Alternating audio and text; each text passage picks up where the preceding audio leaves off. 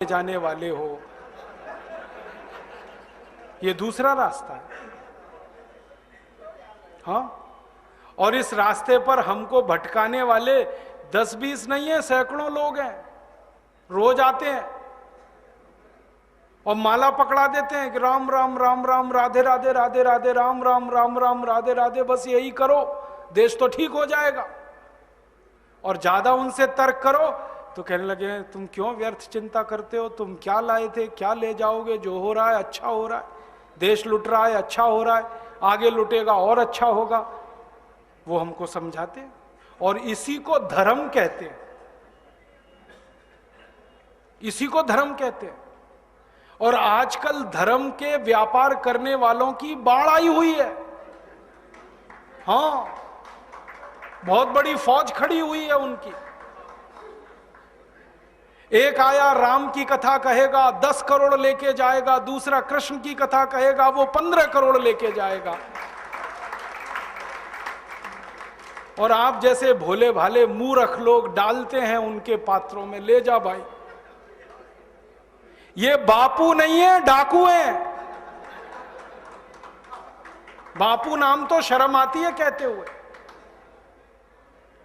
कहीं से 10 करोड़ लूटो, कहीं से 20 करोड़, कहीं से 25 करोड़।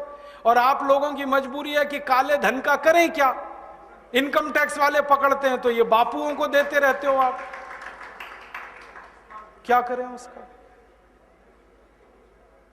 और ये बापू लोग हमें सिखाते रहते हैं जो हो रहा है अच्छा हो रहा है, वाह वाह। मैंने देखा है क्या क्या पाखंड और नौटंकी चलता है। भगवान राम की कथा कहने आते और भगवान राम की जिंदगी के वो प्रसंग कभी नहीं सुनाते जो हम में वीरता पैदा करें, जो साहस पैदा करें। राम की जिंदगी में बहुत सारा हिस्सा साहस का है, वीरता का है।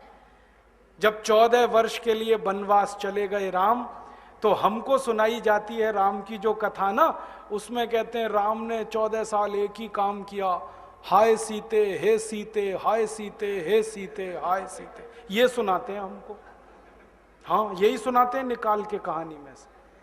और मैं कहता हूं कि राम को अगर हाय सीते हे सीते हाय सीते यही करना था 14 साल, तो दूसरा विवाह क्यों नहीं कर लिया। सैकड़ों राजा तैयार थे अपनी राजकुमारियों को राम को देने के लिए, वो तो कर लेते दूसरा विवाह। क्योंकि हाय सीते हे सीते, हाय सीते हे सीते, एक स्त्री के लिए अगर वो इतने ही बिलख रहे थे, तड़प रहे थे, दूसरा विवाह कर लेते। तो ये सब चुप हो जाते हैं, फिर बात नहीं करते। फिर मैं उनको रामायण में से निकाल के दिखाता हूं, देखो राम ने हे सीते हाय सीते कहा नहीं कहा ये मुझे नहीं मालूम, लेकिन 14 साल वन में रहते हुए सैकड़ों राक्षसों का संहार किया उन्होंने, मारा उनको और धर्म राज्य की स्थापना कराई। ये कहानी नहीं सुनाते क्योंकि इससे वीरता पैदा होती है। तो राम का जो वीरत्व है वो नहीं सुनाएंगे आपको, उनकी जो कमजोरियां हैं वो सुनाते हैं आपको। और राम कथा जब वर्णन की जाती है तो मंच पे बैठ के आहा कैसे आंसू, ढलल ढलल आंसू निकलेंगे, आपको भी रुलाएंगे, खुद भी रोएंगे। किस बात के लिए? हो, राम को वन गमन में इतना कष्ट हो रहा है, वन में इतनी तकलीफें हो रही हैं, तो राम की तकलीफों का वर्णन कर रहे हैं, आंसू आ रहे हैं। और ये सारा वर्णन एयर कंडीशन्ड मंच पर बैठकर होता है। अपने को तकलीफ नहीं होनी चाहिए, राम की तकलीफों का वर्णन कर। एयर कंडीशन मंच चाहिए, एयर कंडीशन घर चाहिए रहने के लिए, एयर कंडीशन कार चाहिए और चार्टर्ड प्लेन चाहिए आने और जाने के लिए, तब राम की कथा सुनाई जाएगी। जो राम जिंदगी भर पैदल चलते रहे, जिन्होंने अपना रथ भी छोड़ दिया था अयोध्या से निकलते समय, वो राम ने जिंदगी भर पैदल चल के काम किया और यहां एयर कंडीशन कारों में घूम घूम कर, चार्टर्ड प्लेन में घूम घूम कर राम की कथा सुनाते हैं। वो कथा वथा नहीं है, वो उद्योग है, व्यापार है, बिना टैक्स का। और मुझे बहुत शर्म है ये कहते हुए, समय आने पर प्रमाण से बात करूंगा कि राम कथा कहने वाले ब्लैक मनी को व्हाइट मनी करने के काम में लगे हुए एजेंट हैं और इससे ज्यादा कुछ नहीं है। और इससे ज्यादा कुछ नहीं है। और मुझे इससे भी बड़ी शर्म आती है कहते हुए कि आप जो उनको दे रहे हैं दान के रूप में, वो पैसा ब्याज पर उठा रहे हैं वो दूसरे लोगों को, और आपके दिए हुए पैसे से धंधा बना रहे हैं अपना। फिर ऐसे ही कृष्ण की कथा कहने वाले आ जाते हैं, कहते राधे राधे राधे राधे राधे राधे, और कुछ कहो ही मत, राधे राधे। कंस को मारा, जरासंध को मारा, शिशुपाल को मारा, अधर्मियों को मारा, ये सब थोड़े में, राधे राधे राधे राधे बड़े में। हाँ, क्योंकि आपको कायर बनाना है ना, निर्वीर बनाना है, नपुंसक बनाना है, तो वीरता की कहानी क्यों सुनानी है? तो चुन चुन कर ऐसी कहानियां सुनाते हैं।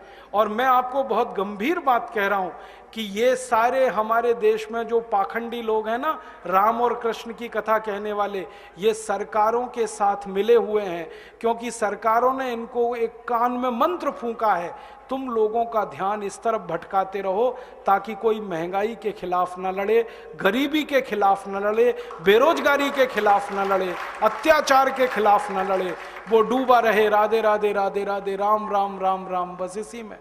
और समझाते रहो, तुम क्या लाए थे, तुम क्या ले जाओगे, क्यों व्यर्थ चिंता करते हो, जो हो रहा है अच्छा हो रहा है, आगे होगा और भी अच्छा होगा। एक रास्ता ये है। अब दो रास्ते हैं अपने सामने, एक रास्ता भगत सिंह का, ऊधम सिंह का, चंद्रशेखर का, एक रास्ता हमारे ये धर्म गुरुओं का, पाखंडियों का, जो राम की कथा, कृष्ण की कथा। मुझे बहुत ऑफर आए हैं, मैं आपको दिल का दर्द बता रहा हूं, सच में कह रहा हूं, आपसे नाम नहीं लेता। मुझे ऑफर आए कि तुम कहां बेकार भटक रहे हो, मेरे साथ आ जाओ। मैंने कहा बापूजी क्या होगा उसमें? तो कहने लगे जितना मिलता है वो डबल हो जाएगा। मैं बोलना कैसे? तो उन्होंने कहा तुम्हारी वाणी में बहुत जोर है और मेरे पास लोगों की भीड़ इकट्ठा करने का, मजमा लगाने का तरीका है।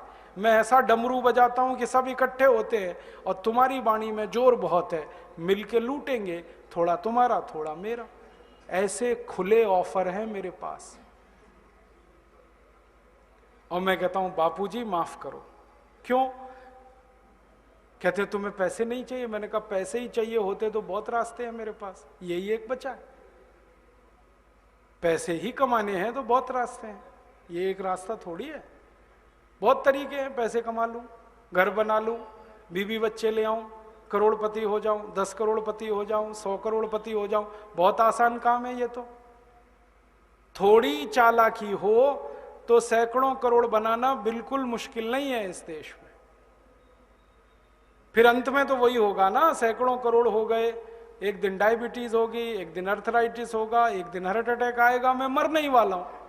तो मरना तो है ही, वहां भी शायद जल्दी मरूं, क्योंकि जब शरीर में तामस वृत्ति आती है ना तो जल्दी मरता है आदमी। जब तक सात्विक रहता है तब तक थोड़ा दम रहता है, तो तामस वृत्ति आएगी, मरना मुझे वहां भी है। तो क्यों ना इस रास्ते पे चल के मरूं जहां सात्विक वृत्ति भी है, मरना है ये तो पक्का ही है, जिंदा तो कोई रहेगा नहीं। तो भगत सिंह का रास्ता क्या बुरा, ऊधम सिंह का रास्ता क्या बुरा, चंद्रशेखर का रास्ता क्या बुरा? कुछ करके मरो ना। मरेंगे ये सब भी, साधु संत पाखंडी, राम की कथा सुनाते सुनाते हार्ट अटैक आएगा, मरेंगे वो भी। डायबिटीज सबको हो रखी है, मैंने देखा है नजदीक से जाके, सब इंसुलिन लगाते हैं, खाते हैं गोलियां, अपनी डायबिटीज नहीं मिटा पाते, दूसरों को उपदेश देते फिरते। ब्लड प्रेशर सबको बढ़ा हुआ है, क्योंकि ये जो काला धन है ना, इसका हिसाब किताब करने में बीपी ही बढ़ने वाला है। सब बीपी की गोलियां खाते हैं, सब डायबिटीज के लिए शिकार हैं, तो दूसरों को उपदेश देंगे तो मैं भी लग जाऊं, वो एक रास्ता है। एक रास्ता भगत सिंह, ऊधम सिंह, चंद्रशेखर का भी है। मौत तो दोनों में ही आने वाली है, बस अंतर इतना है, एक मौत ऐसी आएगी जिसको देश और समाज जिंदगी भर याद रखेगा, और एक मौत ऐसी आएगी कोई पूछेगा नहीं।